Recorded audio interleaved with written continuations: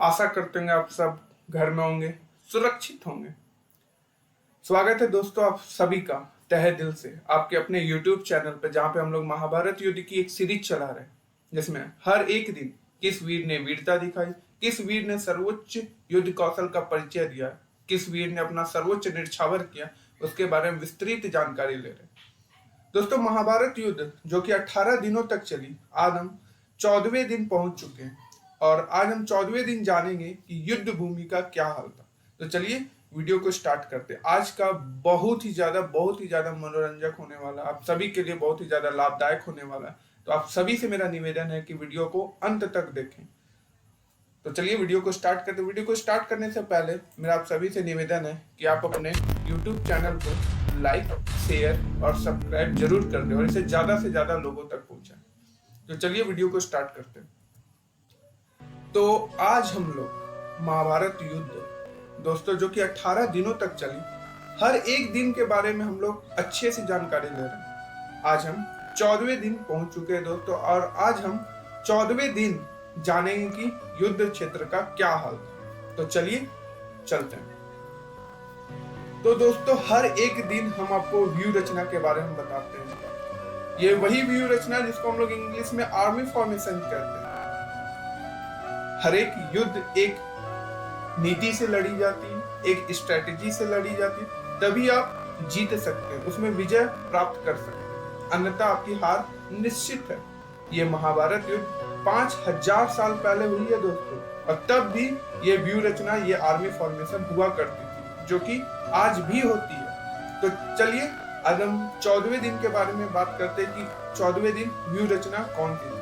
अगर मैं आपको कौरवों की तरफ से बोलूं तो चक्र सकट व्यू रचना जो कि गुरुद्रोण रचित है कौरवों के लिए, और अगर मैं पांडवों की बात करूं तो खड़ग सर्प व्यू रचना जो कि अर्जुन रचित है पांडवों के लिए। तो ये थी आज की यानी 14वें दिन की व्यू रचना के बारे में। तो चलिए आज हम युद्ध क्षेत्र का हाल समझते हैं। तो दोस्तों, 13वें दिन हम लोग जान चुके थे कि अभिमन्यु की मृत्यु होती है, और ये मृत्यु का बात सुनकर अर्जुन ये प्रतिज्ञा कर लेता है कि जब तक वो जयद्रथ का वध नहीं कर देगा सूर्यास्त से पहले, यानी 14वें दिन अगर वो जयद्रथ का वध नहीं कर पाया सूर्यास्त से पहले, तो वो खुद अग्नि समाधि ले लेगा, खुद आग में जल जाएगा। तो ये प्रतिज्ञा था, ये शपथ था अर्जुन का 14वें दिन के लिए।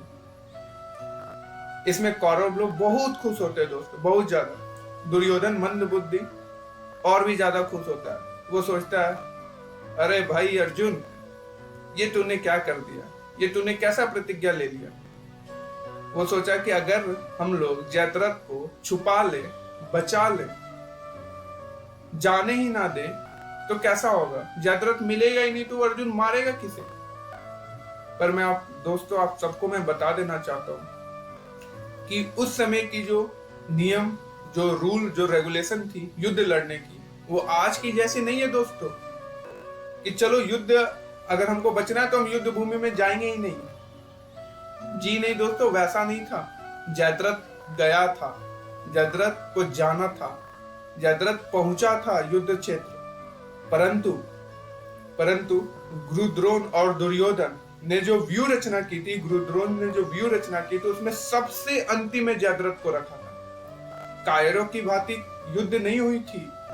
कौरव लोग भी जब युद्ध किए तो बिल्कुल साहसी और बिल्कुल नैतिकता के साथ युद्ध लड़ी गई थी दोस्तों। ये चाहते तो जयद्रथ को युद्ध भूमि में लाते ही नहीं, परंतु जयद्रथ आया था और वो युद्ध भी किया था, लेकिन वो व्यू रचना के सबसे आखिरी में था, ताकि जयद्रथ को बचाया जा सके।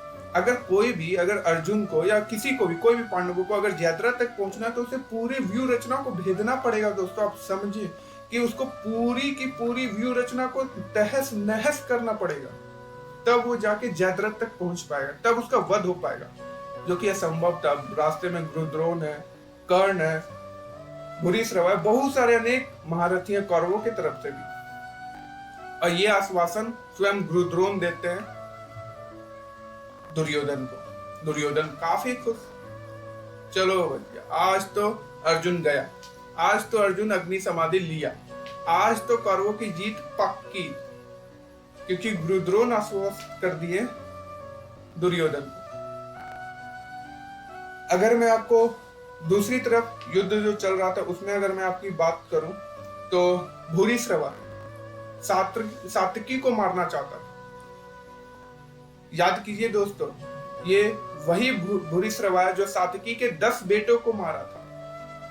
तो मेरा आप सभी से एक सवाल है कि आप उस दिन के बारे में बताइए कि कौन सा दिन था, वो महाभारत युद्ध का कौन सा दिन था जिस दिन भूरिश्रवा ने सात्विकी के 10 बेटे का वध किया था। 10 बेटों का वध किया था भूरिश्रवा, वो कौन सा दिन था? आप कमेंट बॉक्स में जरूर लिखें, आप सभी के लिए सवाल है। तो आज भूरिश्रवा चाहता है कि वो सात्विकी को भी मार डाले। अगर मैं आपको दोस्तों भूरिश्रवा के बारे में बताऊं तो इसको महाभारत में कहीं ना कहीं देवराज इंद्र से तुलना किया गया। इसके पास उतनी क्षमता थी जितनी देवराज इंद्र के पास थी। तो भूरिश्रवा कहीं ना कहीं देवराज इंद्र के बिल्कुल बराबर थे, जो कि कौरवों की तरफ से लड़ रहे थे। तो एंड मौके पे अर्जुन आ जाते हैं और उन्होंने भूरिश्रवा के हाथ काट डालते हैं, जिसके कारण भूरिश्रवा धरती पर गिर जाता है और अंतिम में सात्विकी ने उसका सिर काट डालते हैं, जिसके कारण भूरिश्रवा का वध होता है। तो यहाँ पे भूरिश्रवा मारा जाता है।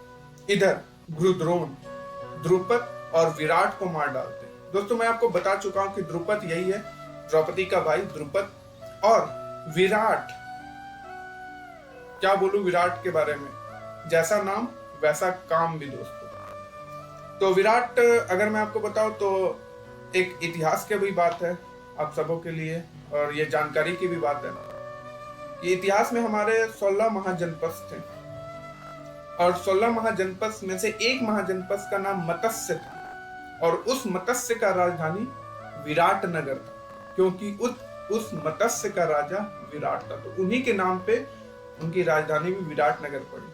अगर मैं आपको दोस्तों बताऊं तो पांडवों लोग को जो 12 साल का वनवास और 1 साल का अज्ञातवास, कि अगर वो 1 साल के अज्ञातवास में अगर कोई भी कौरव अगर उन्हें देख लेता है तो उन्हें फिर से वो 12 वर्ष का वनवास फिर से करना पड़े। तो वो 1 साल का जो अज्ञातवास था कहीं ना कहीं पांडवों लोग ने ये मत्स्य राज में ही बिताया था, ये विराट नगरी के आसपास ही बिताए थे।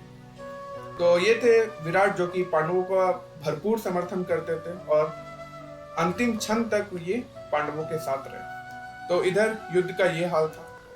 अब आते अपने मेन प्रतिज्ञा पे अर्जुन का।